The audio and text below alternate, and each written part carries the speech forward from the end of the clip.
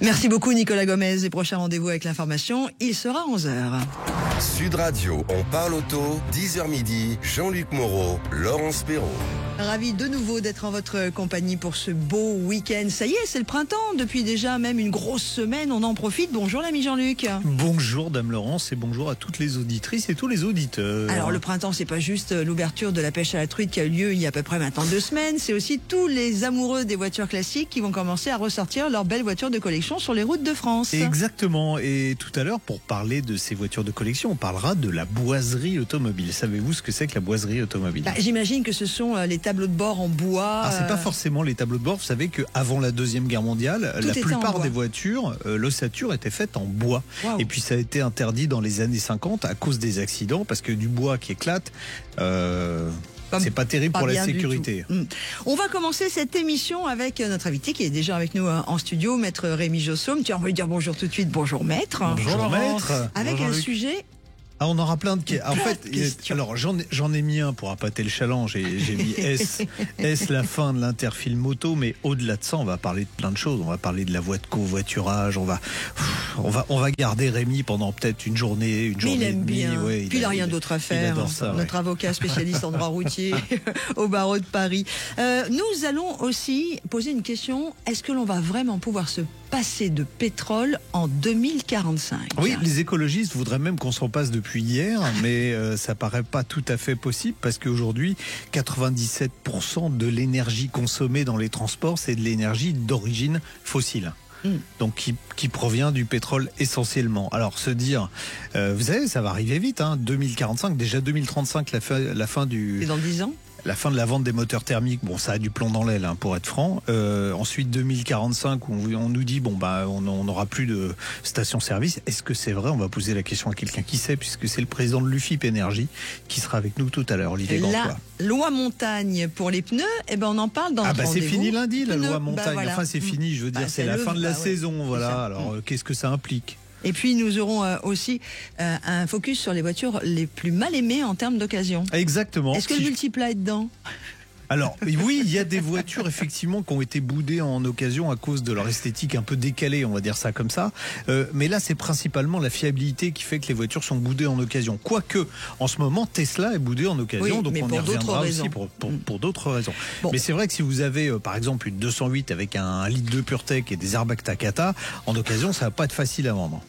Vous l'avez compris, une émission de nouveau jusqu'à midi avec des sujets très diversifiés, très riches. Et vous, au 0826 300 300, vous avez envie d'interagir, de poser une question, vous nous appelez au 0826 300 300, vous nous écrivez dès maintenant en envoyant votre mail à jeparticipe@sudradio.fr. Vous mettez bien On parle auto dans l'objet de votre mail et puis on vous rappellera par ailleurs pour vous faire passer avec nous à l'antenne. Et bien évidemment, on vous accueille aussi sur la page Facebook de Sud Radio.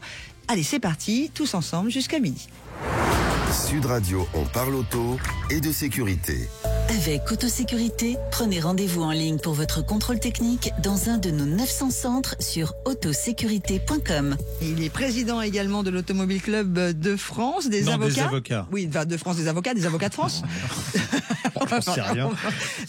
Parce que ça veut dire que les avocats aiment la voiture. Oui. Et la moto, vous aussi d'ailleurs. Oui, bien sûr, oui, les avocats, puis...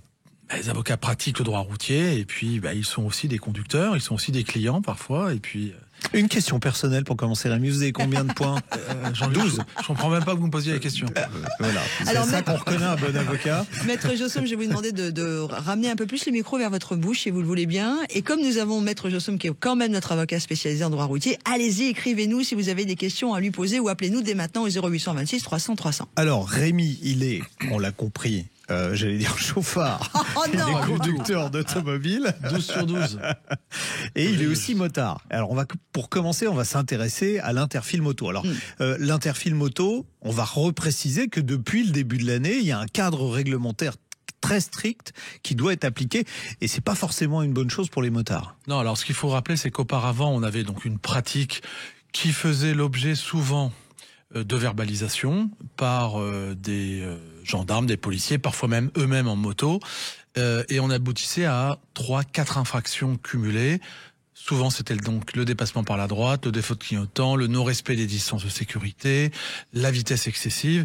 Et donc, vous pouvez parfois arriver à un cumul de 8 points pour une pratique qui était habituelle, qui est inhérente. Ouais, ouais. On conduit un deux roues, et nécessairement en interfile et notamment en agglomération. Oui, il faut préciser, pour ceux qui sont motards, ils le savent, que si on essaye de prendre la place d'une voiture, instantanément, on se fait serrer de tous les côtés par les automobilistes qui ne comprennent pas pourquoi une moto est dans la file de voiture. Oui, Voilà. Et puis Jean-Luc, les automobilistes ont C'est pas maintenant un peu l'habitude de se exagéré, décaler, ça de Bien laisser sûr. passer. Oui. Donc c'est vrai que la cohabitation est plutôt bonne d'une manière générale. Alors, on a eu pendant plusieurs années une expérimentation dont les conclusions étaient déjà, j'allais dire, acquises. C'est que oui, ça permet la fluidité, Bien la sûr. mobilité des deux roues. Et il n'y a pas beaucoup bien plus sûr. d'accidents en Il n'y a plus. pas beaucoup plus d'accidents. Ça a eu deux intérêts. Le premier, c'est d'éviter les verbalisations, parce qu'en attendant, il y avait une tolérance expérimentale, donc plus de verbalisation, sauf dans les cas extrêmes.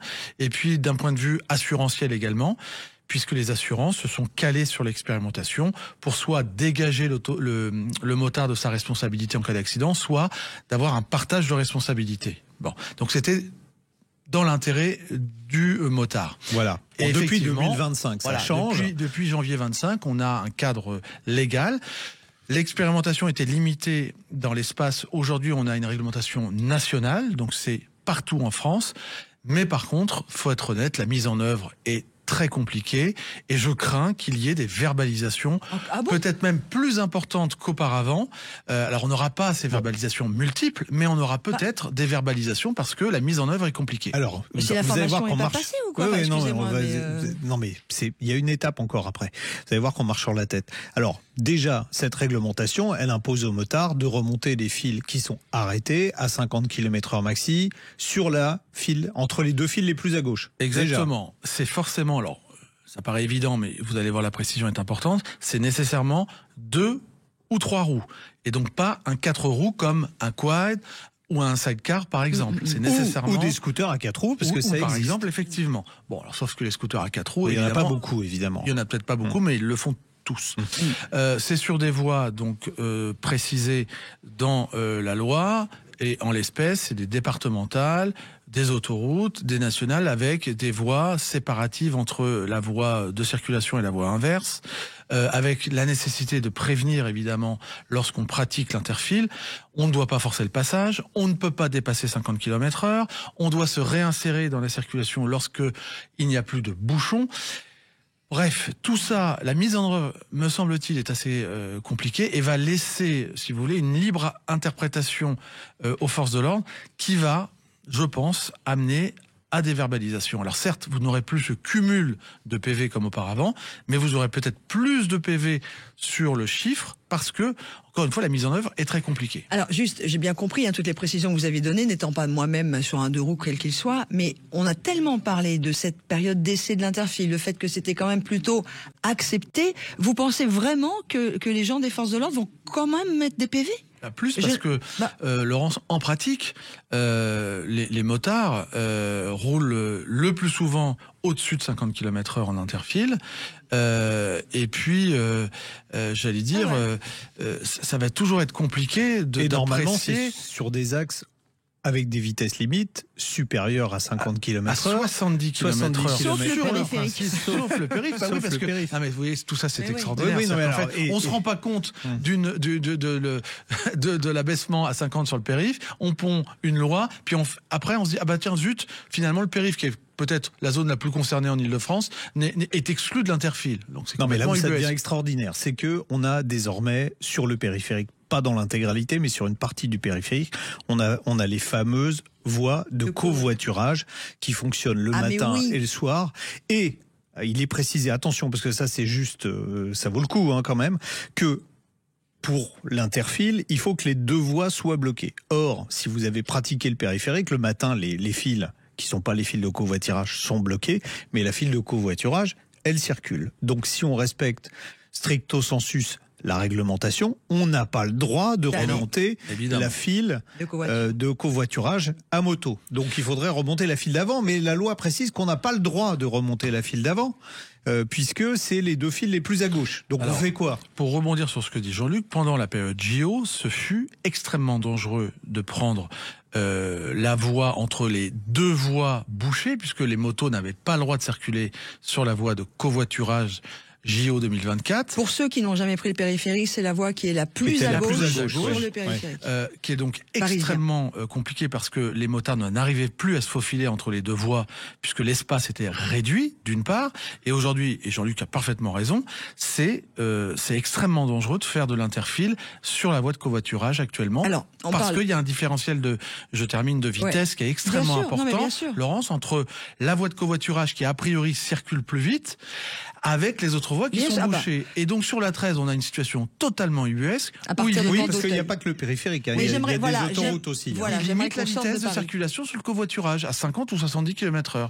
Voilà. Et puis voilà, c'est pour ça que je voulais sortir de Paris, parce qu'il y a aussi un périphérique à Bordeaux, il y a aussi à Toulouse, à Lyon. Il y a une voie de covoiturage déjà expérimentale, de mise en œuvre maintenant à Lyon. Paris n'est pas la seule problématique. Par contre, on a plein de questions à poser, et soit on décide de garder notre ami Maître Jossaume pendant au moins une demi-heure. Mais là, est-ce qu'on change de sujet sur l'interfile, parce qu'il nous reste 2 minutes sur les questions. Alors non, on était sur le covoiturage. Donc pour l'instant, il n'y a pas de PV de dressé sur si on emprunte la file de covoiturage. On va parler parisienne, mais il y a les autoroutes, effectivement, puisque ça concerne les autoroutes. Et ça va concerner plein d'autres gens. Quand les PV vont arriver, comment ? Parce qu'aujourd'hui, il y a plein de gens qui l'empruntent cette voie de covoiturage. Mais encore ce matin, je constatais que la voie de covoiturage était déjà elle-même totalement submergée de voitures, parce que les gens ne respectent pas la voie de covoiturage de manière générale. Donc l'expérimentation, elle est totalement pipée. C'est peut-être aussi pour ça que le ministère des Transports a demandé et va réduire l'expérimentation. La mairie de Paris voulait 5 ans d'expérimentation, sans commentaire. Et évidemment, le ministère qui doit donner son autorisation, parce qu'il y a 6 mois, c'est ça. Voilà, donc va certainement réduire, mais parce que on voit que la voie est levée très régulièrement. C'est embouteillé aux heures de pointe, et évidemment l'infrastructure n'est pas adaptée. Quand j'entends l'adjoint à la mairie de Paris qui vous explique que oui, ça existe à Los Angeles, oui, il a raison. Non, je pense qu'il est jamais allé à Los Angeles. Je crois qu'il est jamais allé à Los Angeles, parce que Los Angeles, il y a 7, voire 8 voies de circulation. Alors là, ça marche très bien, évidemment, mais non, c'est totalement inadapté. On est dans l'idéologie la plus complète, mais surtout au-delà, certes, du PV, mais c'est l'accidentalité. Mais c'est combien le PV? C'est 135 euros. 135 euros. C'est hallucinant, c'est quand même. Totalement, effectivement, insupportable. Alors, il n'y aura pas de points, mais on est dans une situation d'expérimentation totalement ubuesque. Est-ce que le système, parce qu'on nous dit une intelligence artificielle qui gère tout ça et qui arrivera à voir, qui a par exemple un mannequin gonflable à côté, donc si vous promenez avec votre poupée gonflable, sachez que vous serez verbalisé. Mais en revanche, si on a un enfant qui est dos à la route, parce que normalement un siège bébé pour un petit enfant doit être dos à la route. Très donc là, bonne question. Il va masquer en fait le deuxième passager, et là on va être verbalisé. Alors qu'on a un enfant à bord. Vous savez, vous avez l'expérience. Vous savez qu'en matière de sécurité routière, quand on nous vend un produit, une technologie, elle est toujours infaillible. Elle marche toujours très bien. Bon, en pratique, jusqu'au moment où elle marche pas. Voilà, on voit qu'en pratique, il y a toujours des erreurs. Donc il est possible qu'il y en ait. Là, on nous vend un système avec une détection de chaleur humaine qui permettrait a priori de détecter la présence humaine dans le véhicule. Il semblerait, pour en avoir parlé avec un confrère cette semaine, qu'à Lyon, ça marche très bien au niveau de la technologie. Reste à savoir si ces fameux radars qui sont déjà installés, et c'est ça qui me fait peur, parce que je suis pas sûr qu'on va les démonter pour autant.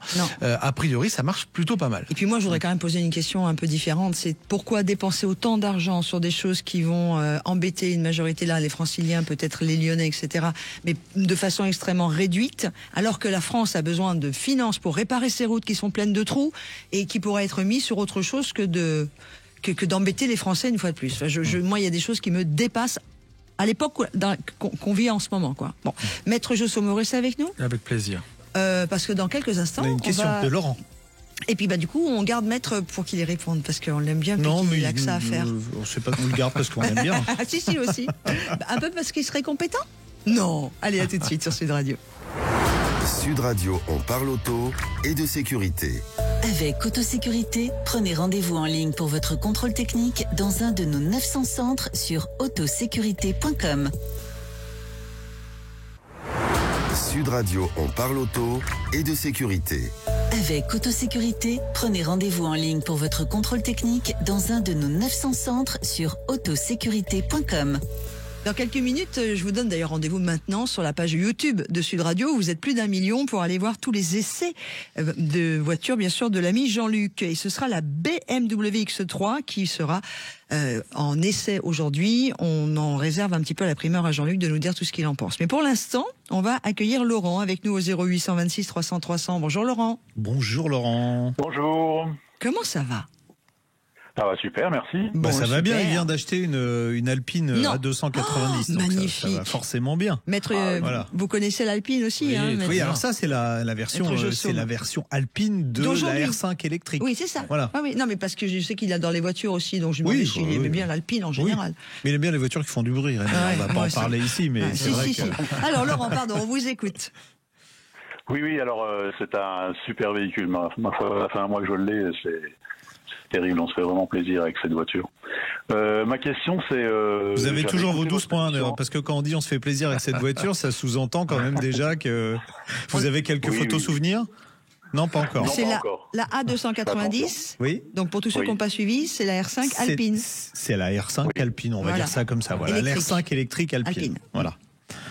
Alors, Il y donc a vous un avez peur de vous la super faire châssis. voler. Oui, il y a un super châssis, ils ont bien bossé sur ce point-là. Bon, après, vous irez voir, tiens, j'ai fait l'essai il y a pas longtemps, vous irez voir l'essai. Je vais pas vous redire ce que j'en pense. Sur la page maintenant. YouTube de Sud Radio. Exactement. Donc, alors, vous avez peur qu'on vous la pique, en fait. Eh ben, j'ai écouté votre émission l'autre jour et sur les voitures volées. Et puis c'est vrai qu'aujourd'hui la plupart des voitures sont volées sans effraction. Et 90%, c'est même pas la plupart, c'est la quasi-majorité. 90% des vols aujourd'hui sans effraction. Et les assureurs sont toujours, tiens, bah, c'est pour ça que Rémi est resté là.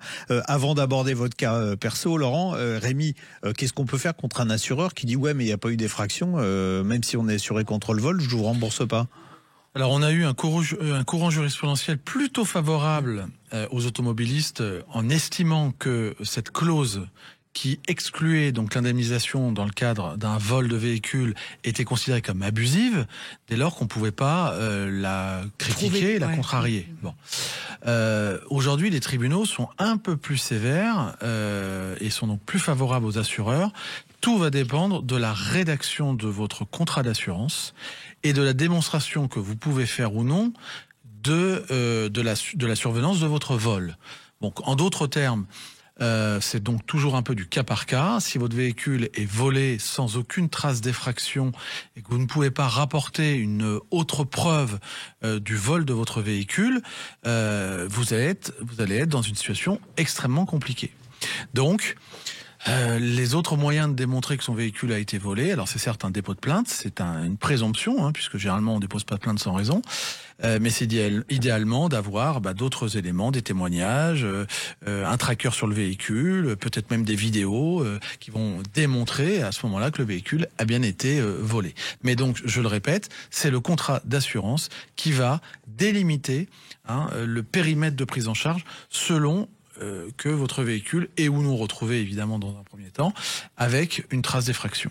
Oui. Alors pourquoi il n'y a pas d'effraction? Parce qu'aujourd'hui, vous pouvez vous procurer sur Internet Bien sûr. des petits outils qui vous permettent à la fois d'ouvrir les portes, de vous brancher sur l'OBD et de démarrer la voiture. Et c'est là que Laurent a sa question, puisque lui veut parler d'un système. Alors il y a plein de systèmes qui existent. Il y a plein de systèmes qui existent, Laurent. Oui, j'ai vu en surfant sur Internet qu'il existait un système qui s'appelle l'OBD Block, de manière à bloquer l'accès aux voleurs à la prise. Alors il y a plusieurs systèmes de ce qu'ils appellent OBD bloqueurs. Donc pour bloquer cette prise OBD, il y en a qui intervertissent les connexions de l'OBD et ensuite il faut un adaptateur pour remettre les connexions dans le bon sens. D'accord. Donc ça c'est une première chose, mais attention, si vous modifiez la prise de l'OBD et que vous oubliez de donner le connecteur au garagiste qui va se brancher, il va tout cramer, donc ça va vous coûter son outil de diagnostic et peut-être même l'électronique de bord de la voiture, ça va chercher dans les 3, 4, 5 000 euros aujourd'hui. Donc il faut bien réfléchir avant. Vous perdez souvent le bénéfice de la garantie puisque vous faites une modification sur la voiture. Il y a d'autres systèmes qui, avec une puce, permettent de bloquer. C'est-à-dire, si vous branchez sur l'OBD, on pourra pas extraire de données de la voiture ou la démarrer. Et il faut une puce RFID. Donc, ce que vous avez, une puce RFID, c'est quoi? Vous avez ça dans vos cartes pour débloquer cet OBD bloqueur. Alors ça, c'est des solutions électroniques qui sont efficaces, mais comme toute solution électronique, elle peut être contournée à un moment ou à un autre.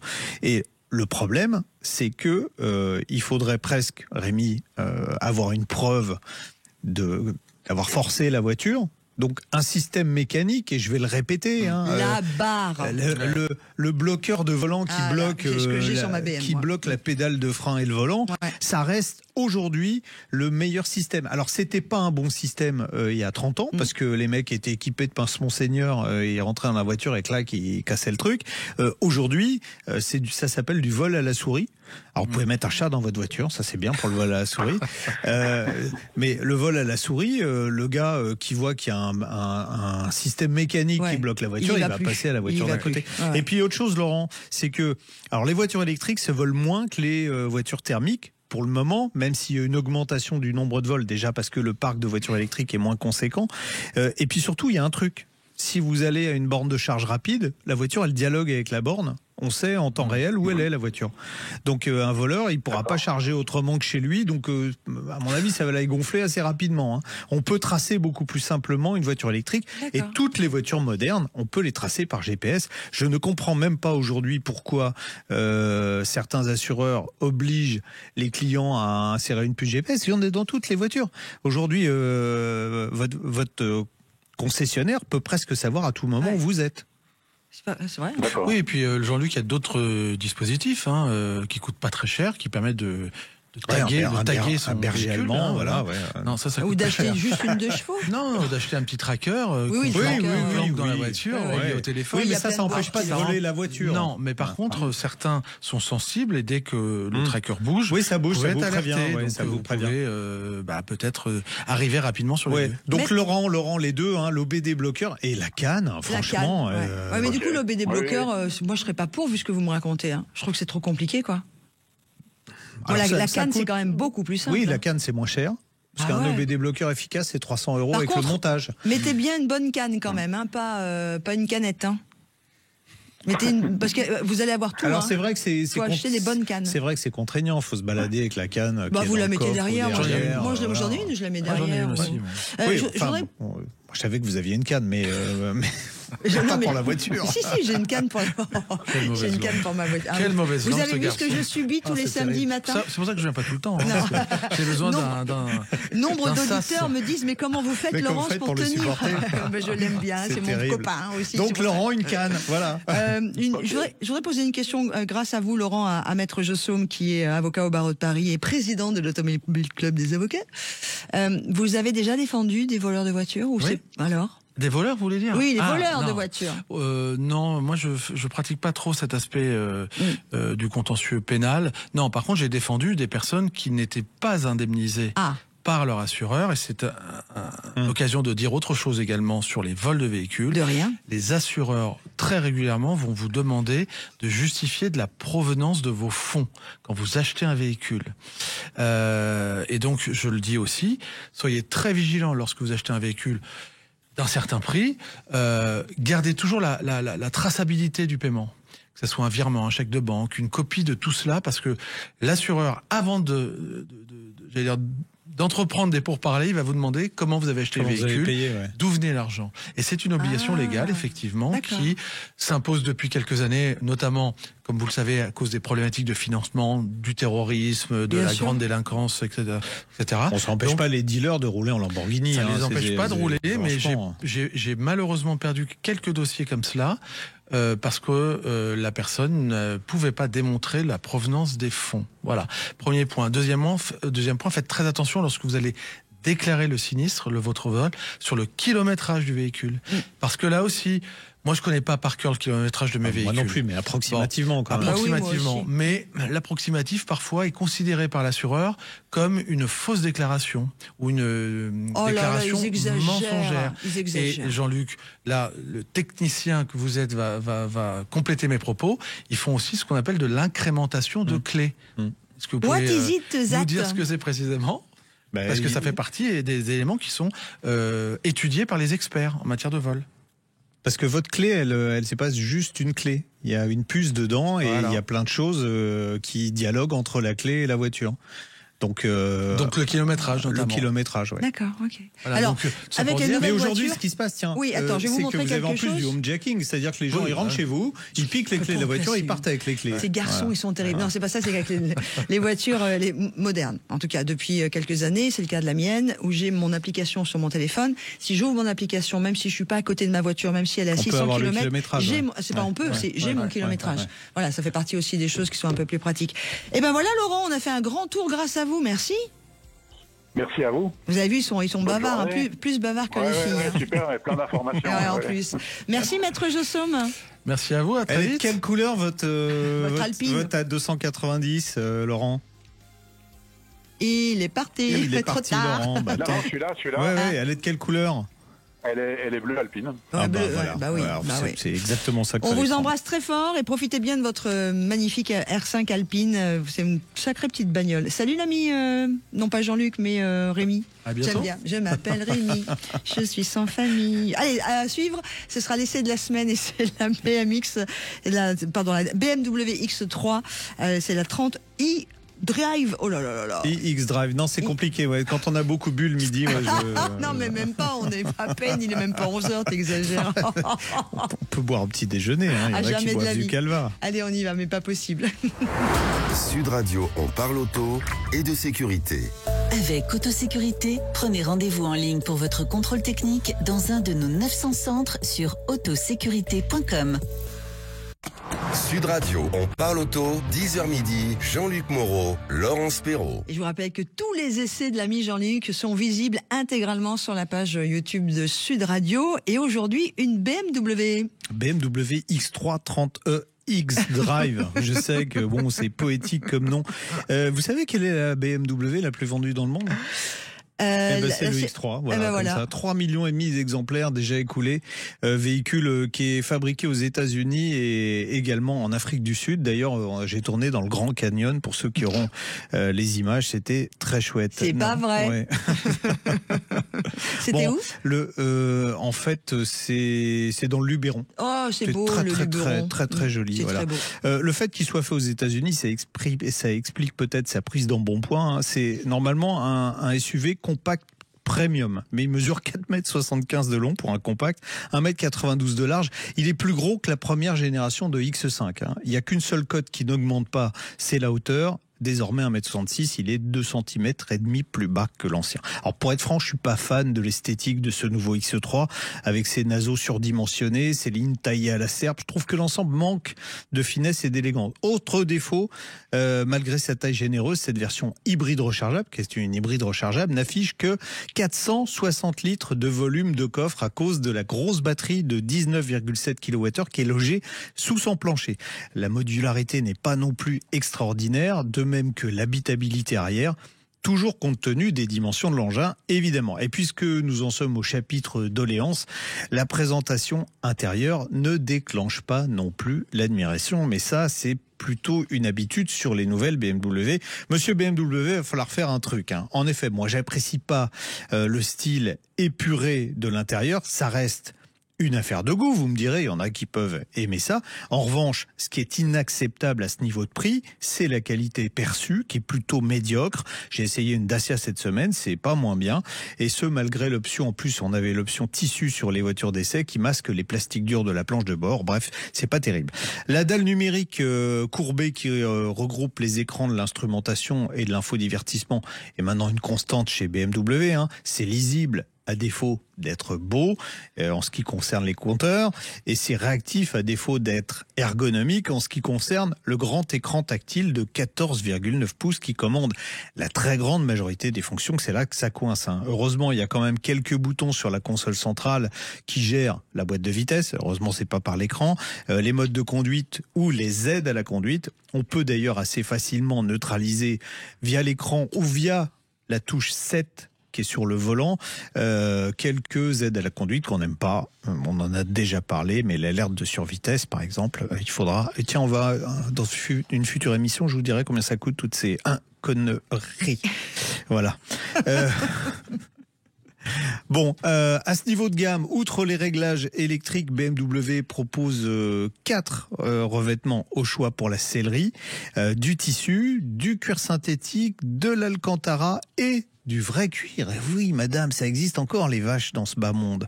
Les sièges sont surtout hyper confortables et assurent un bon maintien latéral, ce qui va se révéler indispensable vu le tempérament de l'auto. Sous le capot, on trouve en effet une cavalerie conséquente, composée d'un moteur essence 4 cylindres, 2 litres turbo de 190 chevaux et d'un moteur électrique synchrone et aimant permanent de 184 chevaux qui est logé dans la boîte automatique. Au total, on dispose, Laurence, 190 plus 184. Eh ben, ça fait 374. Non, 299, parce qu'on n'additionne pas les deux. Voilà.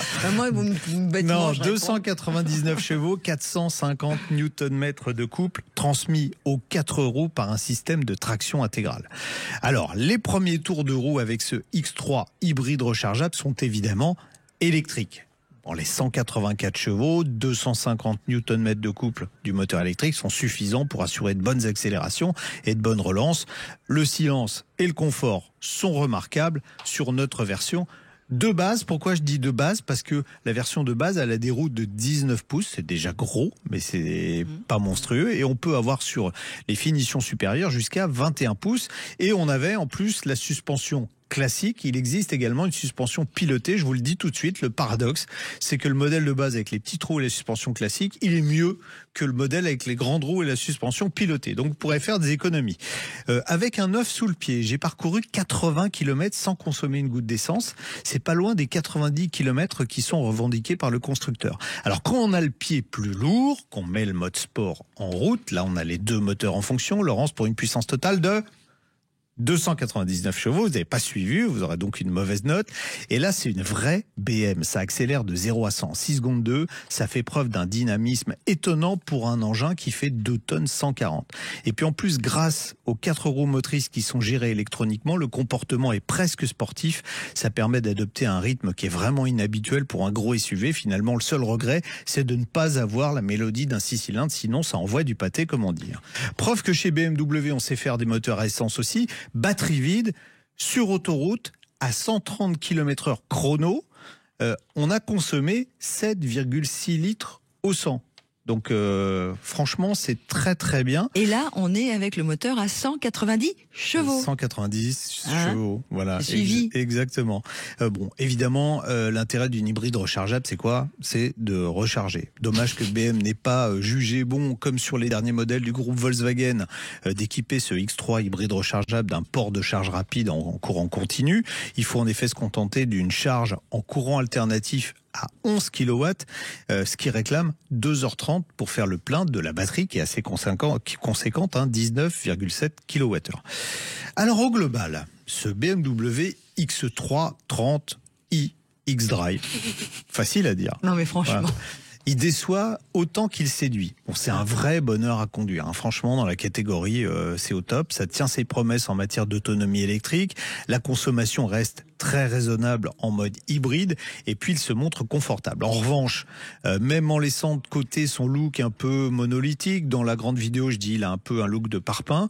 On peut difficilement lui pardonner sa finition qui est indigne. Alors, elle n'est pas indigne globalement. Elle est indigne pour une version vendue 72 950 €, hein, une somme coquette auquel vous ajouterez d'ailleurs 4200 € de malus au poids, hein, merci la France, mais au moins vous n'avez pas de malus CO2 sur ce véhicule. Alors c'est le paradoxe de toutes les BMW en ce moment, c'est que quand vous êtes au volant vous dites qu'est-ce que c'est bien, c'est même génial.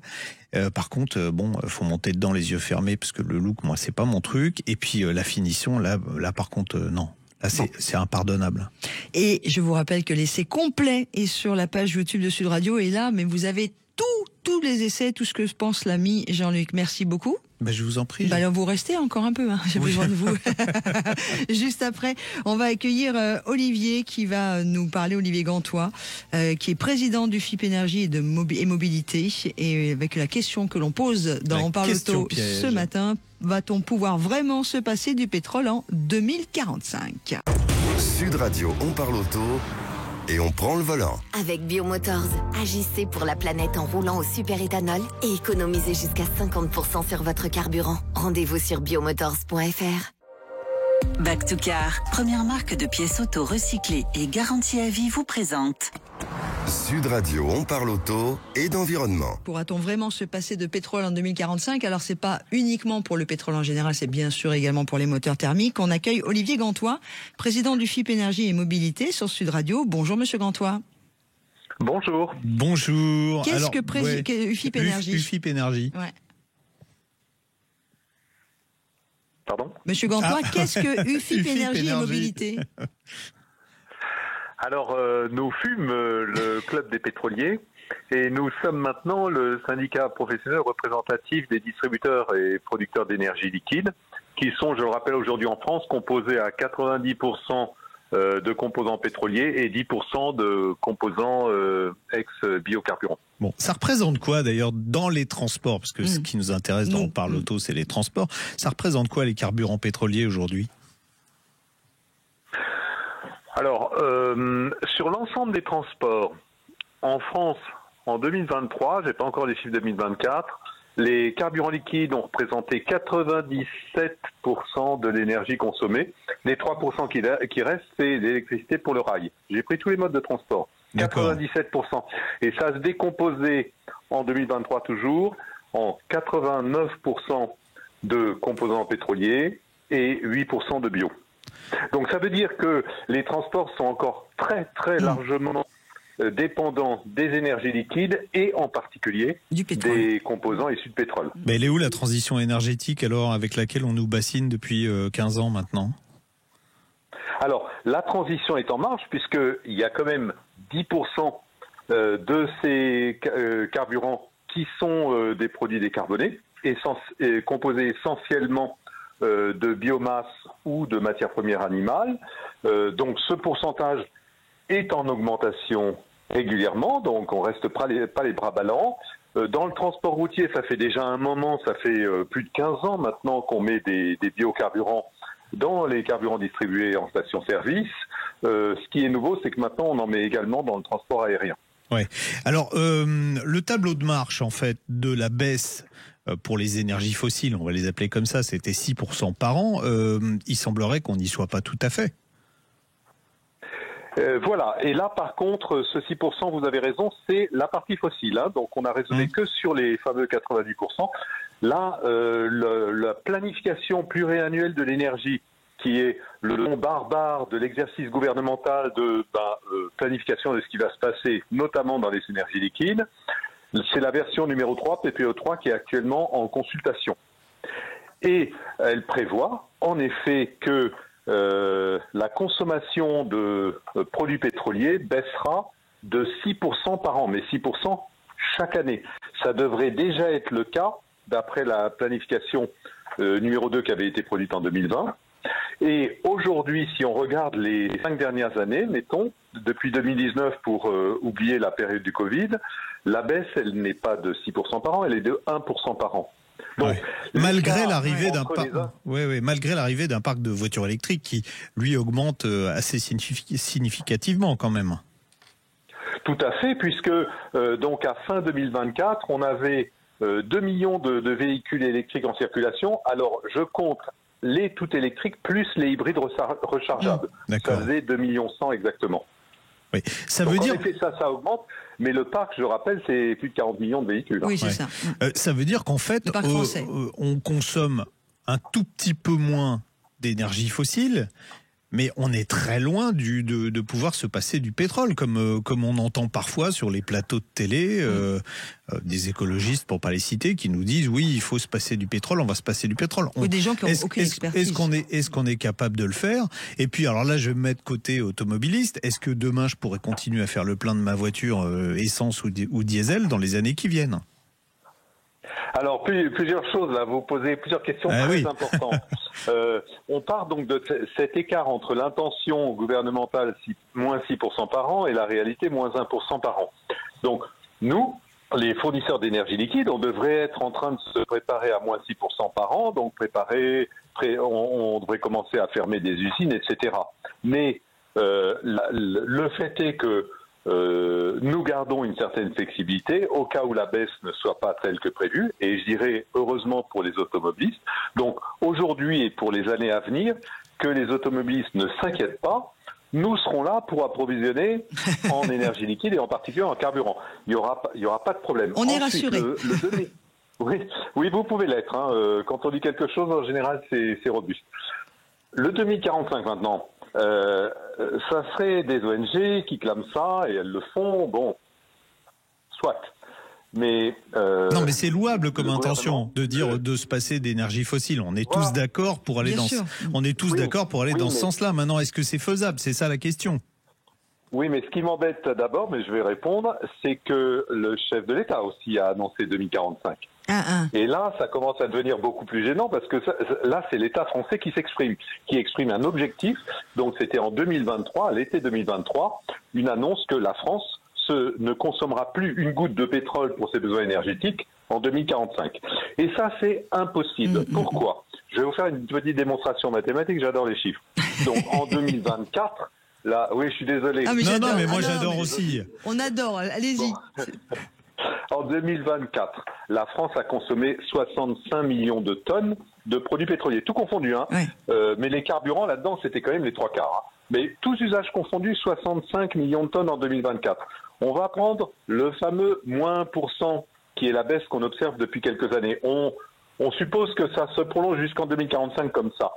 Le 65 millions de tonnes, il deviendrait 45 millions de tonnes en 2045. C'est pas zéro. C'est pas zéro, oui. Maintenant, je prends une autre. Mon deuxième calcul, je vais être sympa avec 6%, allons-y, ouais. Je prends les 6%. Donc, 65 millions de tonnes moins 6% par an, ça fait 16 millions de tonnes en 2045. C'est beaucoup plus bas qu'aujourd'hui, mais ce n'est toujours pas zéro. Donc, même dans la prévision la plus optimiste au regard du dont on est loin dans les chiffres, donc ça paraît pas possible, effectivement.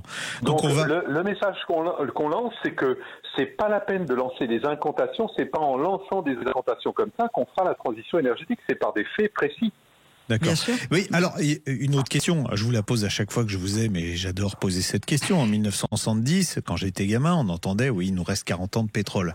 Bon, 70 plus 40, alors ça y est, on est à sec. Il y a déjà un moment qu'on ne doit plus avoir de pétrole. Or, si je regarde les chiffres, chaque année, la production pétrolière, elle augmente. Comment c'est possible, ça? Alors, vous avez raison, parce que non seulement la consommation augmente, et donc la production, mais aussi les 40 ans ne bougent pas. Si vous me posez la question aujourd'hui... vous allez me dire, il reste 40 ans. C'est un peu comme la retraite, quoi. On recule. Ça, je ne me permettrai pas de parler. Mais par contre, non, pourquoi? Non, sérieusement, pourquoi est-ce que ces 40 ans ne bougent pas? On a l'impression qu'on ne sait pas ce qu'on fait. C'est parce que ne sont, enregistrables comme réserve officielle de pétrole que les gisements qui ont été découverts, donc dont il a été prouvé qu'ils sont là et qu'on peut produire, et deuxièmement, qu'on peut produire économiquement. C'est-à-dire qu'aujourd'hui, à l'heure où nous parlons, le baril est à $70. On ne compte que les gisements qui sont rentables à $70 le baril.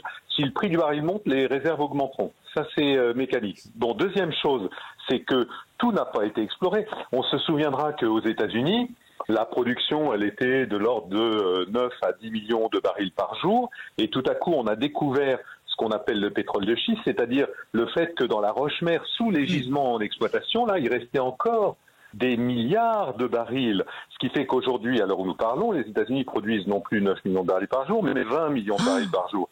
Si on compte le pétrole brut plus les condensats de pétrole, 20 millions de barils par jour. Or, vous savez quoi? J'ai une confidence à vous faire, entre nous, bien entendu. Oui, personne n'écoute, alors donc allez-y. C'est que le deuxième producteur de pétrole de la planète, l'Arabie Saoudite, n'est pas encore allé évaluer quels sont les volumes qui restent dans sa roche-mère. Vous vous rendez compte? C'est celui qui a les deuxièmes réserves après le Venezuela. Ils ne sont pas encore allés voir. Mais du coup, il va y avoir un côté... Ça veut dire quoi? Ça veut dire qu'on a peut-être une centaine d'années encore, peut-être même plus de réserves de pétrole. Et puis ces pays producteurs ne vont pas avoir envie de lâcher la manne financière qui est liée à tout ça, quoi qu'il en soit. Oui, mais leur destin est scellé, ça c'est trop tard pour résister. Mais D'accord. en effet, donc premièrement, je peux pas vous répondre autre chose que les 40 ans, mais j'insinue qu'il y a beaucoup plus que ça sous nos pieds. Deuxième chose, mauvaise nouvelle pour la planète, si on utilise tout le pétrole qui est sous nos pieds, là, en effet, on aura des émissions telles qu'on va tous griller. Et troisièmement, ça veut dire quoi? Ça veut dire qu'on va laisser du pétrole sous nos pieds alors qu'on sait où il est et qu'on sait le produire. C'était l'ancien ministre de l'énergie de l'Arabie Saoudite qui disait l'âge de pierre ne s'est pas arrêté par manque de pierre. Ça sera la même chose pour la fin de l'âge du pétrole. Vous êtes très drôle, j'aime beaucoup Olivier. Ouais, moi, j'aime bien. Alors, et Gantois. Olivier, comment on peut expliquer que le nombre de stations-service baisse si la demande reste à peu près constante? Il y a quand même moins 1% par an. Vous m'avez pas écouté là, on va tout refaire. D'accord, Non, il y a non, moins non, on a plus 1% le par temps. an, oui, mais moins 1%, il y a beaucoup. Enfin, moi j'ai le sentiment qu'il y a beaucoup de stations qui ferment. Pour conclure, Enfin, j'en on arrive vois à la autant fin. que chez moi qui ferment. Non, pour être plus précis dans ce que je vous dis, en 2024, on a eu la fermeture d'un tout petit peu plus que 100 stations-service. Ah bon, Ça veut dire que, pour être précis, Dont fin 50 autant que chez 2023, moi, on avait 11 039 stations-service en France. Et fin 2000, excusez-moi. On reprend tout. 10 909 fin 2023. J'avais confondu avec 2022. Et fin 2024, 10 806. Oui. Donc on passe de 10 909 à 10 806. Ça veut dire qu'en 2024, d'après nos estimations, 103 stations-service sont fermées. C'est exactement moins 1%. Je dis pas que c'est corrélé nécessairement à la baisse des volumes, mais normalement, il y a un lien entre les deux. C'est logique. En tout cas, merci d'avoir été aussi clair que cela, Olivier oui. Gantois, président du FIP Énergie et Mobilité. Et merci aussi de votre humour et de nous avoir éclairé sur cette question. Est-ce qu'on va vraiment ne plus avoir de pétrole d'ici en 2045? La réponse est non. On vous souhaite un bon week-end. Merci beaucoup. Merci. Allez, à suivre, on a le retour de l'info. Et puis juste après, on va parler pneus avec la loi montagne qui vient de s'arrêter. Enfin non, qui s'arrête là. Sud Radio, on parle auto et d'environnement. Présenté par Back2Car, première marque de pièces auto recyclées et garantie à vie. Merci beaucoup, Nicolas Gomez. Prochain rendez-vous avec l'info, ce sera à midi. Sud Radio, on parle auto, 10h midi, Jean-Luc Moreau, Laurence Perrault. Et nous voici arrivés sur la deuxième heure d'On parle auto avec des sujets, entre autres, tiens, ça m'intéresse beaucoup. C'est ce qu'on va proposer à la fin, l'ami Jean-Luc, c'est les voitures les moins aimées en termes de voitures d'occasion. Oui, alors là ça va pas faire plaisir à ceux qui possèdent les voitures en question, mais on va voir quelles sont les voitures qui se vendent mal aujourd'hui. Je vous donne un indice. Avec un T? Non, mais ça, c'est pas que à cause de cela. Il n'y a pas que ça, mais c'est Non. vrai qu'il y en a certaines qui se vendent bien et d'autres qui se vendent moins bien. Et on verra quels sont les critères de ces voitures mal aimées en occasion. Et puis nous allons aussi parler de boiserie automobile. Oui, On fait ça dans va. la foresterie maintenant. Exactement, non, mais pour moi, alors j'ai toujours été stupéfait par le travail des gens qui faisaient alors là, ça s'appelle de la boiserie automobile, mais leur métier, ils sont Charpentier. ébénistes. Ouais, j'allais dire charpentier. Non, D'accord, ils sont ébéniste. ébénistes. D'accord. Ils sont ébénistes et c'est un travail. Le charpentier, Vous allez c'est voir, peut-être un peu beaucoup. Et surtout, c'est un métier qui est en train de se perdre totalement. Ah. Parce qu'il y a très peu d'entreprises qui font encore ça en France.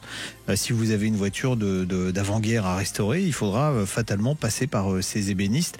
Et malheureusement, on va les compter sur les doigts d'une main si ça continue. On vous accueille évidemment aussi au 0826 300 300 pour toutes vos questions. Et puis, vous avez envie de changer de voiture, vous n'hésitez pas également. Vous pouvez ou nous appeler ou nous écrire. Je participe @sudradio.fr en mettant On parle auto dans l'objet de votre mail et toutes vos coordonnées, s'il vous plaît, dont votre numéro de téléphone pour que l'on puisse vous rappeler. Et tout de suite, on commence notre seconde heure avec un sujet qui a un attrait aux pneus. Le syndicat du pneu, les spécialistes du pneu au service de votre sécurité sur la route, présente Sud Radio, on parle auto, parlons pneus, parlons bien. Il est rédacteur en chef du journal du pneumatique. Oui, ça existe. C'est Romain Bali qui est avec nous. Bonjour Romain. Bonjour Romain. Bonjour les amis. Ça va? Bon, qu'est-ce qui se passe là? Ravi d'être sur votre antenne. Ah toujours, super. ouais. Qu'est-ce qui se passe lundi, Laurence? Alors lundi, je vais inviter des amis. Non, le 31 mars, on est à la fin de l'hiver complètement. C'est les fins des obligations de la loi montagne. Alors Romain, ouais. la loi montagne, rapidement pour ceux qui Qu'on n'habitaient oublie pas qu'ils la habitent pas sur la même montagne. planète. C'est vrai qu'il faut habiter sur une autre planète pour pas la connaître, la loi montagne. Mais voilà, lundi, c'est vrai que c'est la fin de la période d'application de la loi montagne. Je le rappelle, depuis 2021, du 1er novembre au 31 mars. On a l'obligation dans certaines zones de 34 départements de France d'être équipés soit de pneus hiver, soit de pneus toute saison ou encore de chaînes ou de chaussettes. Voilà, et cette obligation prendra donc fin lundi. D'accord. Alors pour ceux qui sont équipés évidemment de pneus 4 saisons, tout est dans l'intitulé, c'est 4 saisons, donc ils peuvent les garder. Mais ceux qui ont les pneus hiver, est-ce que c'est vraiment le moment pour les changer ou c'est pas un peu prématuré? Parce qu'on a vu il y a encore 3 semaines, il y a eu des épisodes neigeux assez importants. Il n'est pas exclu jusqu'à fin mai qu'on a encore de la neige dans les zones montagneuses. Alors voilà, la fin de la loi montagne, de la période d'application de la loi montagne ne veut pas dire forcément que dès la semaine prochaine, il faudra aller dans un garage pour changer de pneumatique quand on a des pneus hiver. Ça, c'est pas vrai. Les températures sont encore dans on est dans un entre-deux météorologique. Ce qui est sûr, c'est que les manufacturiers, les fabricants de pneus recommandent toujours de se fier à la barrière des 7 degrés. En dessous de 7 degrés, on conseille toujours d'installer des pneus hiver. C'est le produit le plus performant. Et au-dessus, forcément, on recommande d'installer des pneus été parce que les pneus hiver se dégradent plus vite, sont beaucoup moins performants passé ce cap-là. Donc forcément, voilà, il faut faire attention à cette notion-là. Et effectivement, comme vous le disiez, Jean-Luc, là, on est un petit peu dans un moment d'entre-deux. Donc voilà, il faut que les automobiles soient vigilants. Sans doute qu'on peut se fier à ce qui se fait par exemple en Italie où la loi montagne s'arrête le 15 avril. C'est peut-être le meilleur moment pour changer. D'accord. Alors si j'ai changé mes pneus hiver, que j'ai remis des pneus été sur ma voiture et que je veux monter dans une station de ski et pas de peau, il se met à neiger. Et là, il y a les gendarmes au bord de la route. Est-ce que je pourrais continuer à monter ou pas? Ou est-ce qu'il peut y avoir des restrictions de circulation qui sont dues justement aux conditions météo? Non, c'est une très bonne question parce que la loi montagne ne veut pas dire qu'on peut tout faire même quand on est équipé. Il y a quand même la loi montagne, elle est indiquée sur les routes par 2 panneaux B58, B59, c'est l'entrée et la sortie de zone.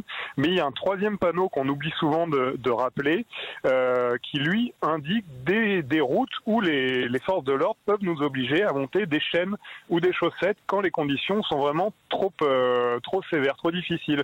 Et donc s'il y a des chutes de neige dans les jours qui viennent, quoi qu'il arrive, quel que soit le type de pneu et quelle que soit la réglementation, même si on a dépassé la fin de la loi montagne, il faudra quand même avoir recours à des dispositifs amovibles comme les chaînes ou les chaussettes, et les gendarmes pourront bloquer l'automobiliste si cet équipement-là n'est pas présent dans le véhicule. Comment on peut savoir les zones où s'applique vraiment la loi montagne? Je vous donne un exemple précis. J'ai essayé la semaine dernière le nouveau Dacia Bigster, dont on va parler en essai la semaine prochaine. Et on était dans l'arrière-pays, dans le sud de la France, et je me suis retrouvé à un moment dans une petite portion, dans une petite zone où effectivement la loi montagne, au moment où je l'ai essayé, elle était encore en vigueur, où la loi montagne s'appliquait, mais sur 5 km. Et après, je suis ressorti de cette zone. Il n'y avait pas un panneau ? Ah si, il y avait un panneau. Oui, J'ai bien vu le panneau, mais mon GPS m'a à aucun moment indiqué que que mon parcours allait traverser une zone qui était concernée par la loi montagne. Comment on peut faire quand on est du cru, j'imagine qu'on sait si oui ou non on est concerné. Mais quand on voyage, est-ce qu'il y a un moyen de connaître les zones, justement? Est-ce qu'il y a une cartographie précise de ces zones où s'applique la loi montagne? Alors, il y a effectivement un moyen très simple, il faut juste prendre les devants avant de partir. Pour le coup, les services publics sont parfois un peu légers sur la communication, mais là, les choses sont plutôt bien faites. Il y a un site internet, vous tapez loi montagne sur Google, ça vous renvoie sur une plateforme du ministère des Transports, où il y a non seulement toute la liste des communes concernées, mais il y a aussi, parce que ça peut bouger dans le temps, il y a aussi toute la liste des arrêtés préfectoraux. Il faut savoir que la loi montagne, ça couvre donc 34 départements, mais c'est pas forcément l'intégralité du département. Ça peut être juste quelques routes, ça peut être la moitié du département, et c'est pour ça que c'est très important d'aller voir ce qui est couvert, ce qui n'est pas couvert. D'autant que encore une fois, les choses peuvent évoluer d'une année sur l'autre. Les choses ne sont pas figées avec la loi montagne, donc c'est important quand même d'aller se renseigner. On va préciser que il y a toujours pas de verbalisation. C'est-à-dire qu'on fait une loi, mais en gros, si vous la respectez pas, c'est un peu comme si je mettais une limitation de vitesse sur la route et puis je fais jamais de contrôle de vitesse. C'est un peu ça, quoi. Ou quand on dépasse les vitesses, on vous verbalise pas. En fait, les amis, ce qui est terrible, c'est que on s'aperçoit, et le syndicat du pneu que vous connaissez bien chez Sud Radio a fait des études chaque année pour évaluer le niveau de connaissance et d'acceptation des Français vis-à-vis de leur montagne. Et chaque année, ces deux notions-là évoluent positivement. Donc on pourrait se dire, c'est très bien. Sauf que même si, admettons, il y a 9 Français sur 10 qui connaissent et qui respectent la montagne, il en reste toujours un qui ne la respecte pas. Et ça pose un problème. Or, aujourd'hui, sur les routes, les forces de l'ordre sont un peu démunies. Si quelqu'un n'a pas le bon équipement, à part lui dire qu'il n'est pas... C'est mal. Ouh là là, il est vilain. Ils peuvent rien faire. Ils peuvent rien faire parce que le décret d'application de l'amende de 135 € n'est jamais passé. On avait l'espoir les personnes concernées avaient espoir que ça passe cet hiver. C'était que là, on est à la fin de la période et c'est toujours pas passé. Et après, malheureusement, on pourrait se dire que 1 sur 10, c'est pas grave. Mais si, c'est grave parce qu'il suffit de 1 pour bloquer toute la route. Ce qui nous est arrivé d'ailleurs en allant sur le Trophée Andros. On s'est retrouvé bloqué par une voiture qui n'était pas équipée, qui s'est mis en travers et tout le monde était bloqué derrière. Après, je pense que tous les élus... Pardon. Il comptait peut-être sur la bonne intelligence aussi de chacun, quoi. Mais bon, ça n'a pas marché tout le temps. Non. Oui, mais peut-être que pour atteindre le 100%, il faut autre chose. Il faut forcément quelques mesures pour verbaliser les derniers contrevenants. Bon, j'allais dire, on va peut-être croiser les doigts pour qu'il y ait des verbalisations la semaine prochaine. J'ai du mal à entendre ça dans ma bouche. Mais bon, oui, j'avoue aussi. Ouais. Donc c'est le 31 mars. Hein. Dans 4 jours, 3 jours, lundi. C'est lundi que c'est terminé. Lundi, c'est terminé. Et puis on va surtout croiser les doigts qu'il n'y ait pas de la neige qui retombe à foison. Oui, ça serait bien. Bon, et que si vous montez sur les sommets, vous prenez ce qu'il faut pour protéger vos... Oui, non, mais d'avoir une paire de chaussettes dans le coffre, c'est pas couvert, c'est ça, comme dit Anthony, notre réalisateur. C'est pas encombrant et ça évite de prendre froid. On vous embrasse, Romain Bally. On rappelle le journal, le rédacteur en chef du journal du pneumatique qu'on trouve partout. Qu'on trouve sur abonnement, qu'on trouve sur Internet. On a notre journal et puis on a notre site Internet qui est alimenté tous les jours, le compte LinkedIn aussi. Et voilà, toute l'actualité du secteur est à retrouver quotidiennement. Eh ben merci beaucoup. Parce que les gens apprécient de plus en plus le pneu grâce à notre émission. Donc n'hésitez pas à lire aussi ces magazines. Pas que des boudins, les pneus.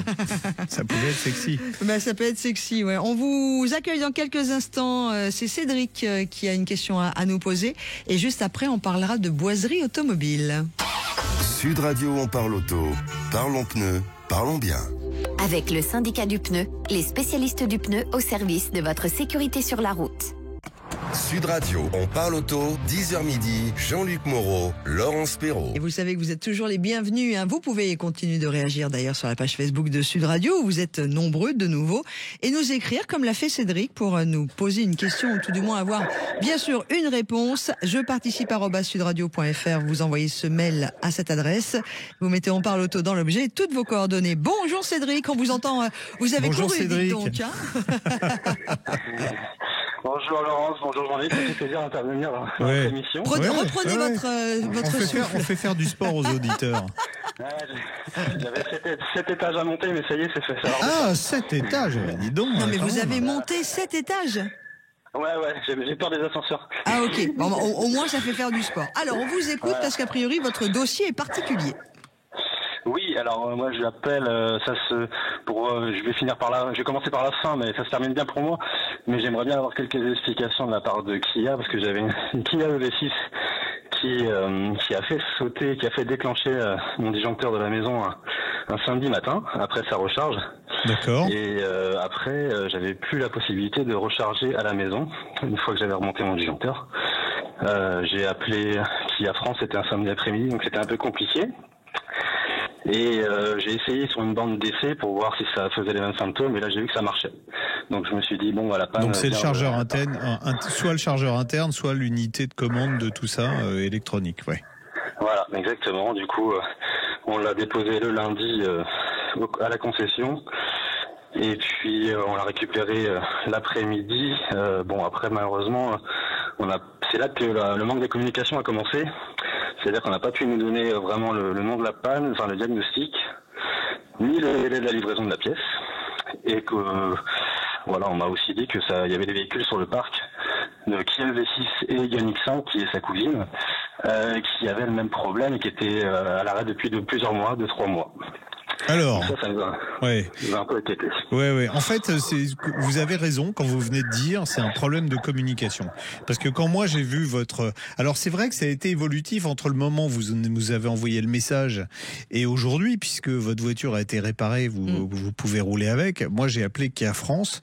Ce que je fais systématiquement, d'ailleurs, j'attends toujours le retour de Citroën pour l'histoire de la semaine, il y a 2 semaines de la vieille dame de 80 ans là. Donc j'ai appelé Kia France et eux ils ont regardé un petit peu dans le détail. Alors ce qui marchait pas sur votre voiture, c'est une panne qui est rare, hein, donc je suis étonné que votre concessionnaire vous dise qu'il y avait d'autres voitures qui étaient concernées par la même panne sur un parc. C'était effectivement, alors je fais simple pour monsieur, madame, tout le monde, c'est l'électronique de la voiture qui a été endommagée. C'est quand même une pièce qui vaut pas loin de 6 000 euros. Ouais. Ah oui, mais c'est bon, ça n'arrive pas très souvent. Et évidemment, un concessionnaire, il n'a pas cette pièce-là de disponible, mais elle a été quand même remplacée dans un délai de 7 jours. On peut considérer, pour une pièce rare comme ça et aussi chère, ça a été plutôt assez rapide. Mais c'est vrai qu'il y a sans doute eu un défaut de communication entre le concessionnaire et vous, pour d'abord vous expliquer d'où pouvait provenir la panne et vous donner un délai, parce que je pense que les délais, eux, ils les connaissent. Bon, c'est des pièces, il n'y a pas besoin de la faire venir de Corée du Sud, heureusement, parce que ça aurait pris un peu plus de temps. Quoique, vous savez, sur des pièces comme ça, il arrive parfois qu'elles soient livrées en avion. Finalement, le coût du transport, c'est rien par rapport au prix de la pièce. Mais comme c'est une pièce qui est assez... Enfin, j'allais dire rare, elle est pas rare, elle est montée sur toutes les voitures, mais c'est une pièce qui est rarement remplacée, c'est ça que je voulais dire. Il y avait peut-être pas la pièce en stock. Donc c'est bon, vous avez récupéré votre voiture, elle roule. Est-ce que vous avez une conversation depuis avec votre concessionnaire? Est-ce que il vous a donné un peu plus d'éclairage? Est-ce qu'il a su que vous étiez pas content? Enfin, comment ça s'est passé? C'est ça en fait le plus important. Ouais, donc du coup c'est vrai qu'en réactivité on a été bien servi derrière j'ai voulu avoir un rapport, un diagnostic, même si c'est pas nous les payeurs parce qu'on est en leasing, on est en fin de contrat, donc dans quelques mois on se pose la question d'acheter ou pas le véhicule, mais avec une communication comme ça, en fait je l'ai pas eu le fin mot de l'histoire, c'est qu'on m'a dit vous me recontactez dans un mois, on pourra vous faire un rapport. C'est pas très transparent. Je crois que c'est le problème, c'est plus ça, parce que en fait, moi je vous dis, j'ai eu Kia France, ils m'ont dit on pouvait pas faire plus vite que ce qu'on a fait. C'est une pièce qu'on change rarement. Alors je vous ai dit le prix. C'est pas le prix qu'ils m'ont donné, ils ont pas voulu me donner le prix exactement, mais je pense que ça leur coûte vraiment un bras et ça a été pris sous garantie. Et je crois qu'en après-vente, justement, alors je vais mettre Kia Hyundai dans le même, même sac. C'est pas un sac, le même lot. Et ils sont plutôt efficaces. Moi, je trouve qu'ils sont plutôt efficaces. Il y a d'autres constructeurs qui le sont beaucoup moins. Je ne ciblerai pas les Français, mais là, si vous voulez racheter la voiture, bon, maintenant que vous avez un petit peu d'expérience avec, l'EV6, c'est franchement très bien. Je sais pas ce que vous en pensez. Tiens, voilà, c'est moi qui vais vous poser des questions maintenant. Il y a combien de temps que vous l'avez ? Donc là, ça fait 3 ans et demi. Donc on a un leasing de 15 000 par an. Et non, c'est super. On reviendra pas en arrière. Que ce soit vers le thermique et malheureusement vers des voitures électriques européennes. Oui, parce que vous avez une architecture en 800 volts, ça charge vite. Moi d'ailleurs, dans des conditions qui étaient idéales, c'est la voiture électrique avec laquelle j'ai chargé le plus vite. Je laisse de côté les pompes à feu, enfin les Porsche, les Audi très puissantes qui chargent. Non, mais qui chargent à des vitesses qui vont jusqu'à 350 kW. Mais une EV6 en Espagne, il faisait 20 degrés. Je suis arrivé avec 10% de batterie. J'ai mis 16 minutes pour récupérer 80%. Wow. Donc franchement, la voiture était préconditionnée. C'est extrêmement rapide. Je fais une petite parenthèse. Les Chinois viennent de présenter chez BYD un système qui encaissera 1 mégawatt de puissance. Vous avez bien entendu. En donc gros, 1000 kilowatts de puissance. On Ils fera le annoncent plein. comme si on faisait une intermique. Exactement, Ouais. exactement. Comme C'est fou, hein. comme vous faites un plein d'essence. C'est BYD qui annonce ça. Ouais, Ouais. ouais. Alors après, ça va peut-être demander aussi des bornes particulières. Ah oui, il faut avoir un peu de puissance, mais on recevra Ouais. les gens qui fabriquent les Ah oui. bornes en Europe. Eux, ils sont déjà prêts. Hein. Vous vous rendez compte? Là, on va vraiment passer une Pour étape. les bornes de 1000 kW, ça Ouais. existe déjà chez ABB. ABB qui fournit les bornes pour Tesla, qui fournit les bornes pour un peu tout le monde. Eux, ils disent, bah nous, ça existe déjà dans le catalogue. Hein. Donc, il y a juste à cocher la case et à avoir effectivement une alimentation électrique qui permettra de fournir des puissances comme ça. Mais ça sera des alimentations électriques en haute tension et très haute tension. Je pense bientôt, on se dirige vers ça. Bon, gardez-la en tout cas, Ouais. l'IV6. Et puis, si vous avez n'hésitez pas à rappeler votre concessionnaire. Je pense que lui s'est redescendu par Kia France aussi. Et puis expliquez-vous, parce que c'est dommage de rester sur quelque chose comme ça, alors qu'il y avait de la bonne volonté de leur part, je vous l'assure. Ouais, on a envie de garder le véhicule mais avec un service après-vente qui communique, et même si c'est les mauvaises nouvelles, il faut les donner. Oui, mais là, ils communiqueront mieux maintenant. Ils ont compris qu'il fallait qu'ils communiquent. Vous avez servi, c'est cool, vous servirez aux autres et à vous plus tard. On vous embrasse. Merci Cédric. Au revoir Cédric. En tout cas, changez rien. Mis à part peut-être la durée de l'émission qui peut s'allonger, ça serait parfait. Écoutez, on a Patrick Roger qui est pas loin, on va lui poser la question, c'est le directeur général de la station. On vous embrasse fort et continuez à rouler sur les routes de France, c'est toujours hyper agréable. À suivre, tiens, on va découvrir un ébéniste automobile, il s'appelle Dominique Marcadier, avec la fameuse boiserie automobile Quesaco, on en parle dans quelques instants. GS27, spécialiste des soins auto, moto et vélo depuis 1968. GS27, l'excellence française pour l'entretien de vos véhicules. À découvrir sur gs27.com. GS27 présente Sud Radio, on parle auto, Classic Cars. Et si vous venez juste de nous rejoindre à l'écoute d'On parle auto, vous allez vous dire, mais pourquoi l'ami Jean-Luc et Dame Laurence invitent un ébéniste automobile dans leur émission? Bonjour Dominique Marcadier. Bonjour Dominique. Oui, bonjour. Merci d'être avec nous sur Sud Radio. Ouais, alors c'est vrai qu'on l'a oublié, mais l'automobile, elle est née en bois. Et pourquoi elle est née en bois? Parce que c'était l'héritage des carrosses de l'époque. Souvenez-vous, les carrosses, c'était en bois, les roues étaient en bois. Et l'automobile, dans les débuts, est resté en bois pendant très longtemps. Jusqu'à quand d'ailleurs, Dominique? Alors en principe, ça a été aboli en 1956 pour des raisons de sécurité. Voilà. En 1956? Oui, voilà. Jusqu'en 1956, les voitures étaient faites sur ossature bois. Ouais. Alors pas les châssis, on va préciser. Ouais. Les châssis étaient déjà métalliques. Et il y a des constructeurs qui avaient introduit progressivement les carrosseries tout acier. Citroën l'avait fait en France, mais c'était aussi une idée qui venait des États-Unis. Mais la majorité des voitures avaient une ossature sur laquelle était fixée la carrosserie. Cette ossature était en bois. Oui, parce que souvent, ces voitures étaient fabriquées par des carrossiers indépendants, donc chacun faisait faire la voiture un peu à son image. Donc, chaque voiture était différente. Sauf après, quand Citroën s'est mis à faire des carrosseries de série, c'est juste après la guerre. Hein. Avant la guerre de 14, ça n'existait pas, la carrosserie de série. D'accord. Je peux vous poser une question, Dominique Marcadier, au moment où, juste avant qu'on continue de parler de la boiserie automobile, parlez-moi de votre métier, ébéniste automobile. Alors, c'est souvent fait par des ébénistes aujourd'hui parce que ça demande quand même un certain degré de précision dans les assemblages et dans la qualité du travail. La menuiserie, c'est plus fait pour de l'aplat. On travaille souvent les bois plats. Tandis que dans notre métier, on travaille uniquement des bois qui sont en forme dans un sens et souvent dans deux sens. Ah oui. Ouais. J'imagine que il y a des bois dans le volume qui sont compliqués à tracer et compliqués à découper. C'est quoi comme bois d'ailleurs? C'est toujours du frêne. Ah oui, pourquoi? Une époque, parce que ça vient de l'hippomobile. Hein. À cette époque-là, on employait du frêne parce que c'était un bois souple et c'est aussi dur que du chêne, mais c'est 2 fois plus léger.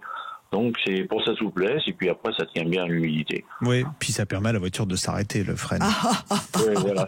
Et comme c'est un arbre dont on ne manque pas sur la France, parce qu'il y a des frênes partout et alors ça pousse comme des petits... Voilà, du coup on a ce qu'il faut. Bon, alors aujourd'hui votre métier, alors vous m'avez dit vous étiez avant tout ébéniste et vous êtes mis à la carrosserie automobile un peu plus tard. Oui, un peu par hasard, on m'a demandé de faire une auto, donc j'ai fait cette auto qui était une Amica et puis après j'en ai acheté une, donc j'ai été obligé de m'y mettre. Et en ayant fait 2 ou 3 autos, on a exposé, puisque moi je fais partie du club de Cognac depuis plus d'une trentaine d'années. Et il y avait une très grosse bourse à l'époque à Cognac, et on a exposé, et puis tout de suite on nous a demandé, quoi. C'est le truc. Oui, parce qu'aujourd'hui vous êtes combien en France à faire ce genre de métier? On est 3 ou 4 personnes à faire ça, pas plus. Oh, vous êtes rare. C'est incroyable. Ah ouais. C'est incroyable. Et ça prend beaucoup de temps de refaire donc une armature de voiture en bois comme ça, parce que j'imagine qu'on n'a pas les plans d'époque, et puis tout était fait sur mesure. Il n'y a pas de pièces prédéfinies. C'est ajusté au coup par coup. Exactement. Souvent, on nous amène soit une voiture complète, soit un châssis. Donc, quand on a la voiture complète, souvent, on fait un relevé de cote, on fabrique nos gabarits, et après, on refabrique, par rapport à nos bois anciens, on refabrique exactement avec les mêmes cotes, pour réajuster la tôlerie dessus. Et quand il n'y a rien qui existe, on reprend des documents d'époque, on redessine sur un plan, on refait des gabarits et on refabrique la voiture. Ouais. Et vous avez des machines pour faire ça, ou c'est du travail manuel essentiellement? Faut savoir que depuis le début, les machines ont été inventées entre 1820 et 1850, donc toutes les machines existaient à l'époque. Donc il y avait des machines conventionnelles de menuiserie qui ont existé jusqu'aux années 2000, quoi. Donc on travaille avec des machines conventionnelles. On travaille aussi quand même un peu à la main, parce qu'il y a certaines opérations qui sont compliquées ou très dangereuses à faire avec des machines. Donc, vaut mieux les faire avec des outils à main, et ça va mieux. C'est plus sécurisant pour nos doigts. Il y a encore beaucoup de voitures qui circulent avec des structures en bois comme ça? Il faut savoir que pratiquement toutes les voitures d'avant 1950, à part Peugeot, Renault et Citroën, toutes ces voitures-là, c'est que de l'ossature bois. Hein. Toutes les Bugatti, toutes les Hispano, c'est uniquement de l'ossature bois. Ouais. On n'a pas de structure métallique. Vous avez combien de commandes à peu près par an? Enfin, vous refaites combien de voitures? Nous, on refait entre 12 et 15 voitures par an. Entre 10 et 15, on va dire, voilà, parce que ça dépend. On en a, comme là, on vient de refaire un cabriolet Samson. Il nous a fallu 5 semaines. On va avoir une Darlmat à faire, ça fait 6 semaines. Après, on a un Amilcar, c'est 2 semaines. Voilà, ça dépend. Il y a les petites voitures et les grosses voitures. Oui, en plus, vous pouvez pas dire on produit des pièces en série puis on attend qu'il y ait d'autres voitures à faire. Hein. On est d'accord. Hein. C'est pas du prêt-à-porter. Hein. C'est du sur-mesure. C'est que du sur-mesure. C'est ça le problème. Qu'est-ce que vous avez fait comme voiture qui vous a le plus marqué? Ce que j'ai bien aimé, moi, c'était... la plus compliquée, ça a été de faire la goutte d'eau Figoni, la T26, la plus beau, oui. Non, c'est une T150, oui. Et la Figoni, c'est quand même une carrosserie très, très évoluée, très, très compliquée. Et après, on a fait aussi un skiff. Les skiffs, c'était des voitures qui étaient copiées un peu sur les bateaux Riva et que la Bourdette faisait entre 1920 et 1926. Donc, c'est des voitures qui sont faites avec des lames d'acajou en triple bordée, c'est-à-dire qu'il y a 3 épaisseurs et qui sont rivetées les unes dans les autres. Il n'y a aucun collage. Alors là, on est d'accord, donc la structure, elle est en bois, mais la carrosserie est en partie en bois également. Voilà, après, au lieu d'avoir une mince pellicule de tôle de remier sur la structure bois, on a une finition en lame de bois d'acajou. Donc, et tout ça, c'est tenu par des petits rivets cuivre de 7 mm.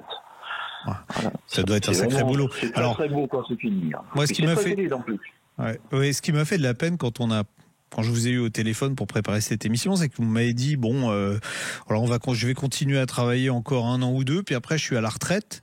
Et vous nous avez dit on est 2 ou 3 à faire ça. Ça veut dire que ça va disparaître vraiment ce métier, où il y a des jeunes qui arrivent à se former pour prendre la relève? Il y a le problème d'aujourd'hui, c'est que les gens ne savent pas travailler. Pour faire ce qu'on fait, il faut déjà un niveau très élevé. Donc on a de la peine à trouver des gens qui ont déjà une aptitude pour ça. Alors on trouve ça un peu chez les compagnons. Et puis après, il faut connaître l'histoire d'automobile. Parce que quand on veut redessiner une voiture, suivant les époques, elles ne sont pas faites pareil. Elles ne sont ni fabriquées pareil, ni dessinées pareil. Donc, et là, vous n'avez pas en ce moment d'apprenti ou avec vous? Non, il y a longtemps qu'on n'a plus d'apprenti. Bon, avis à la population. Hein, oui, non, mais c'est des métiers. Pas envie d'avoir d'apprenti. Non, mais c'est des métiers passion. On est en relation avec des gens qui sont compagnons et justement, il y en a 2, 3, peut-être 4 d'intéressés. On va voir, on va essayer de les former. Top. Bon. Quand on va avoir arrêté, on s'occupera d'eux.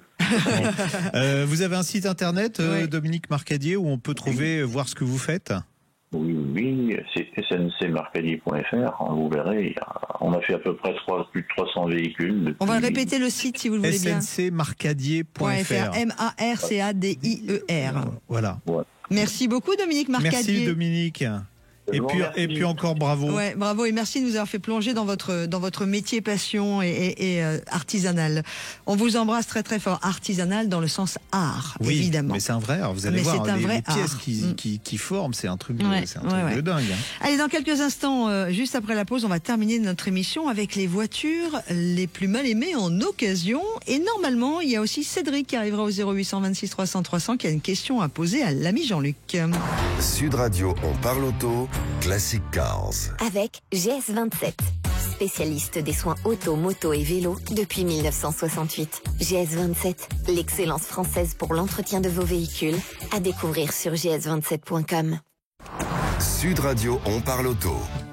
Et pour notre dernier quart d'heure, on va parler des voitures mal aimées en occasion avec notre invité Vincent Ancard, qui est directeur général d'Autoscout 24, qu'on commence à bien connaître quand même. Et je pense, Vincent, bonjour, qu'il est nécessaire de refaire une petite explication de qui vous êtes et ce que vous faites.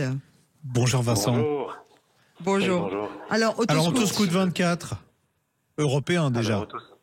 Voilà, exactement. Donc Autoscout 24, c'est le plus grand site européen de voitures d'occasion. Donc ça permet en fait d'offrir à nos utilisateurs près de 2 millions d'annonces qui sont disponibles en permanence dans près de 10 pays différents.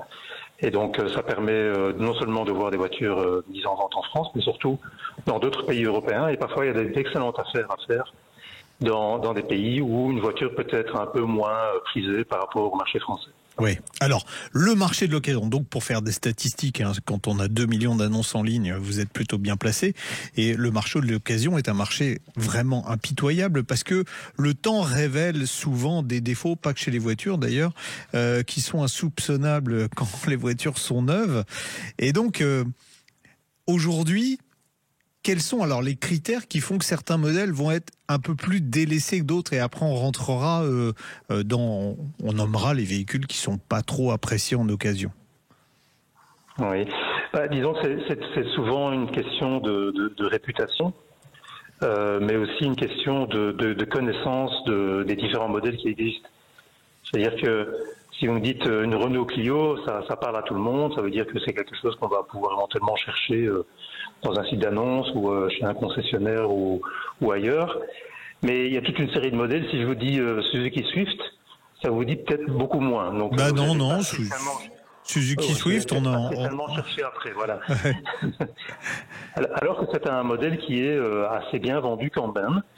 C'est un peu la meilleure voiture de chez Suzuki, et Suzuki est une marque qui a une excellente réputation également, mais ce sont des modèles peu connus, donc peu cherchés.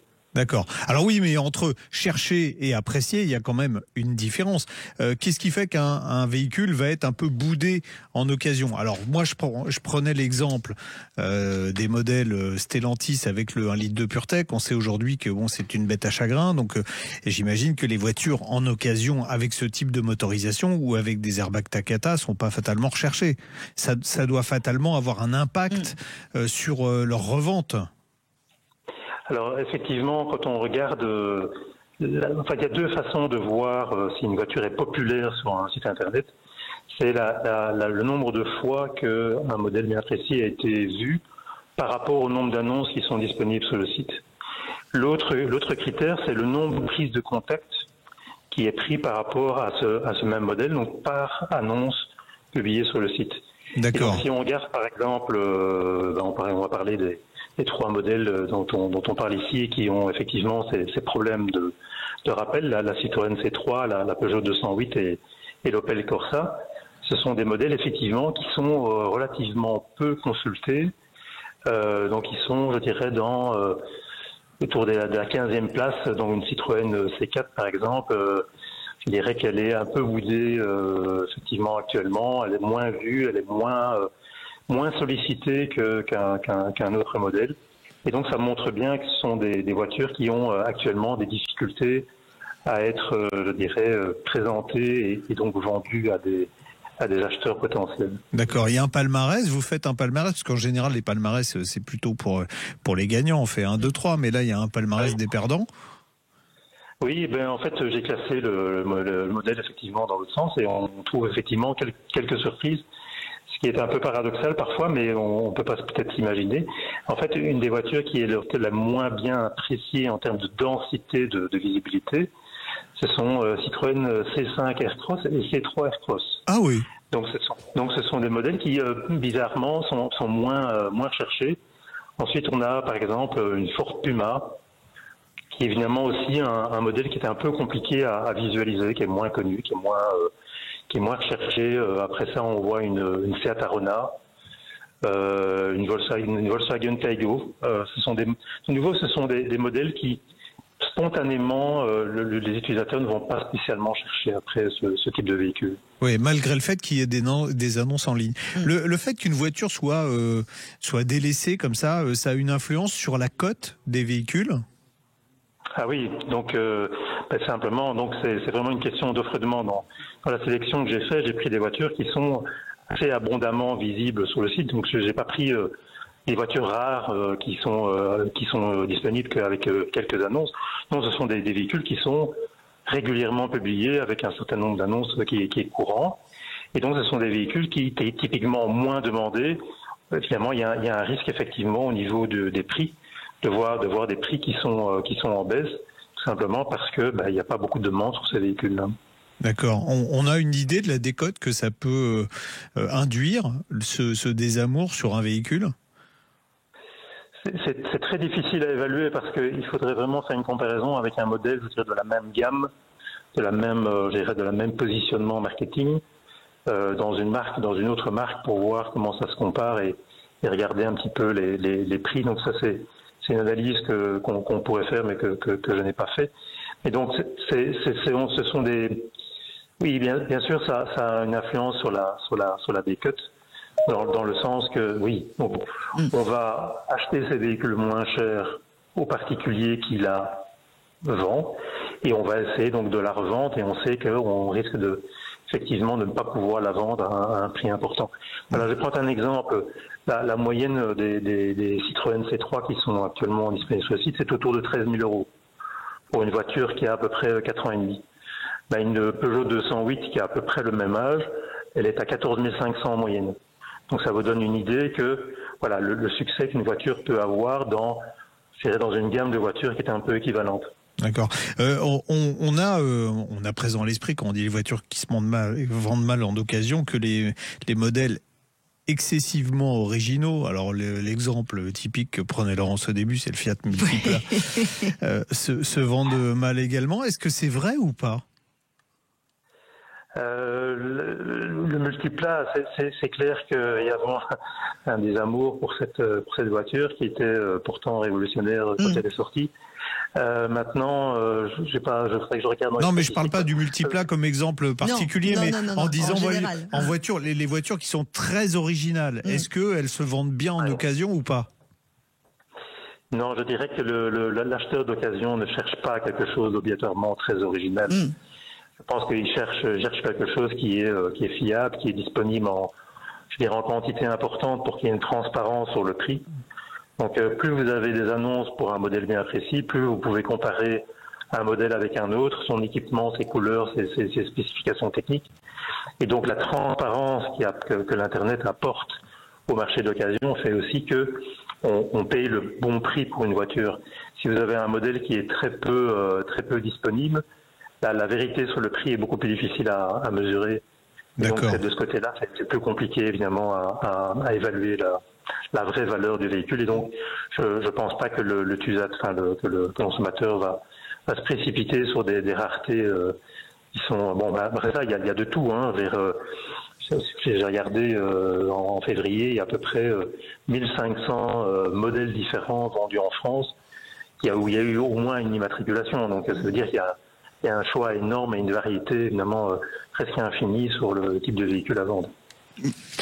Et ben voilà. Bah écoutez, on va essayer de vendre notre C3 1,2 litre PureTech avec airbag Takata le plus rapidement possible. Alors, merci Vincent Car, directeur général d'Autoscout 24, d'avoir été avec nous. Allez, tout de suite, après le jingle, c'est Cédric que l'on accueille. Sud Radio, on parle auto, 10h midi, Jean-Luc Moreau, Laurence Perrault. Et Cédric est avec nous pour terminer notre émission, pour rebondir sur ce qui s'est passé le 15 mars dernier à oui, on l'antenne. n'a pas fini la chronique, je vous en veux, j'avais prévu plein de trucs. Mais vous êtes trop bavard et on n'a que 2 heures, l'ami Jean-Luc. On n'a pas eu le temps d'en parler. Alors. Tiens, d'ailleurs, ça fait une suite à notre sujet d'avant sur les voitures mal aimées en occasion. Par parce qu'il y rapport a une voiture mal aimée en occasion en ce moment, c'est les Tesla, puisque sur le Bon Coin, cette fois, ça a augmenté de 30% les annonces de Tesla, et surtout, les prix ont baissé de 3 000 € en moyenne. Ça veut dire qu'il y a un vrai désamour. Un modèle 3, par exemple, qui est affiché 39 990 € en neuf, se vend entre 21 000 et 35 000 € sur le marché de l'occasion, et surtout, il se vend mal. Voilà, donc il y a un vrai désamour en ce moment en occasion pour les Tesla. Mais alors, je crois que Cédric a d'autres questions à poser. Oui. Bonjour Cédric. Alors, on vous écoute, Cédric. Oui, alors effectivement, l'actualité Tesla, elle évolue un peu au jour le jour. Ah oui, ça c'est clair. On voit bien que l'action, globalement, la valeur descend. En fait, ma question, c'était, globalement, l'entreprise, elle a une certaine valeur. On parle de, je sais plus, 800 milliards de dollars. 740 milliards aujourd'hui. Mais ça se trouve, ça sera 742 demain. C'est ça. Et ma question, c'est, mais jusqu'où ça peut descendre avant que l'entreprise fonctionne ou ne fonctionne plus? Et puis, est-ce qu'il y aurait un concurrent, n'importe quel groupe, entreprise, ou même un État d'ailleurs, qui aurait les reins assez solides pour acheter ça? Bon, alors je crois que Stellantis, par exemple, ça fait c'est un 20e du. Alors Cédric, on va replanter le décor. On va, comme on dit, remettre l'église au milieu du village. Alors Tesla a perdu depuis décembre à peu près la moitié de sa valeur en bourse. C'était la capitalisation boursière numéro 1 des constructeurs automobiles. C'était énorme. 1400 milliards de dollars. On va comparer avec les autres et vous allez voir.